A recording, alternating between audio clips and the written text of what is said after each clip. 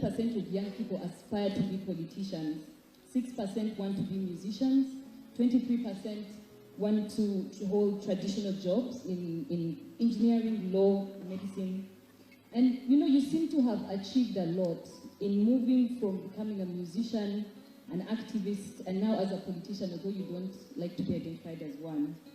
What message do you learn from the legacy of Nelson Mandela, and what message would you share with young people to help them in terms of their aspirations? Thank you so much, Irene.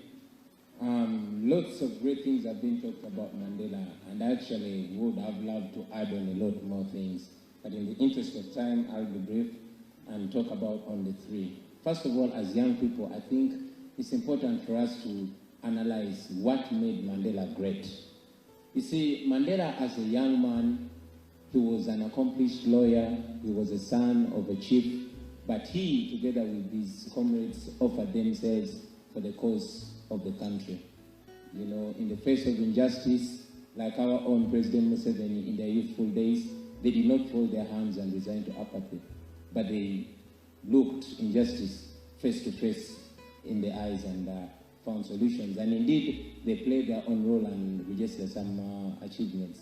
So I would wonder what President Mandela, or indeed our own President Museveni, would be thinking if they were young men today. I think they would still...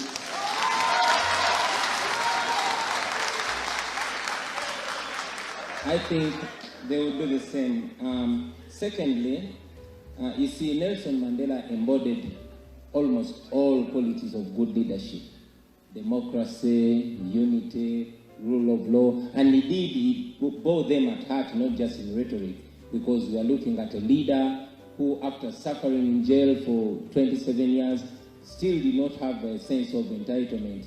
He's a leader who became president and served only one term. And he saw it, that it was not about himself, but the nation. And indeed, he stepped down from the office of presidency and gave chance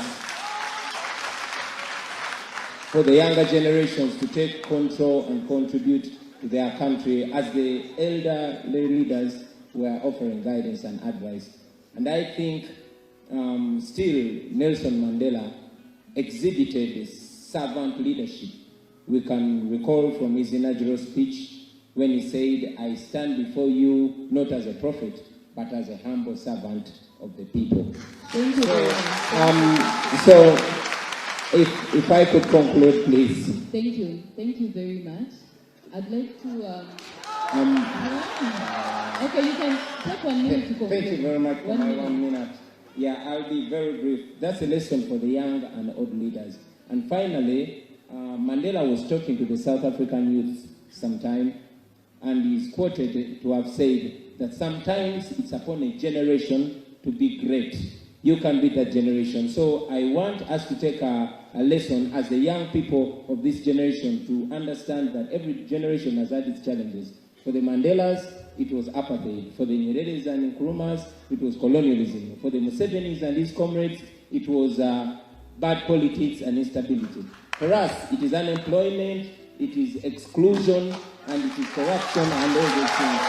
So we must rise to the occasion and play our part. Thank you. Thank you very much. Thank you very much. All right, ladies and gentlemen, I'll open this up and take only 3 questions. Only 3 questions. I will not take more than 1 question to a panelist. And I'd like the first question to be directed to Professor Mamdan. I'll take 1 question from here, 1 question from the right, and 1 question from up.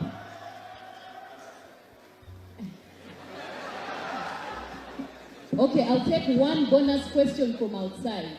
Just 1. Whoever comes from outside first, I'll take that 1 bonus question. All right. There is a hand all the way at the back in the corner. Yes. Do we have microphones?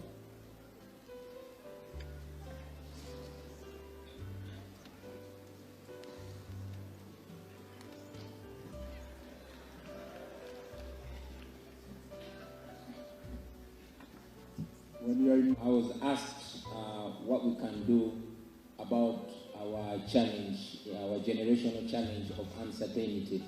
Well, it has been said before that every generation must identify its cause, pursue it, or betray it. Now that we realize that one of our challenges is uncertainty, how do we pursue that cause? I think we get involved.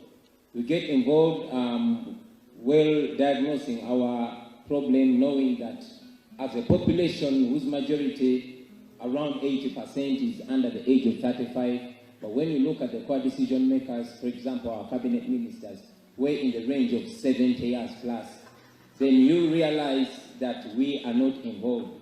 Let us get involved in the decision making, and straightforward to you, my fellow youth, I'm telling you, let's take office right from LC1 up to presidency. Let us. That is the only way we are going to be able to approach 21st century decisions with 21st century solutions. Thank you, Honorable Chaglani. Honorable Deko? I'll just speak to the question about uncertainty. I think that the message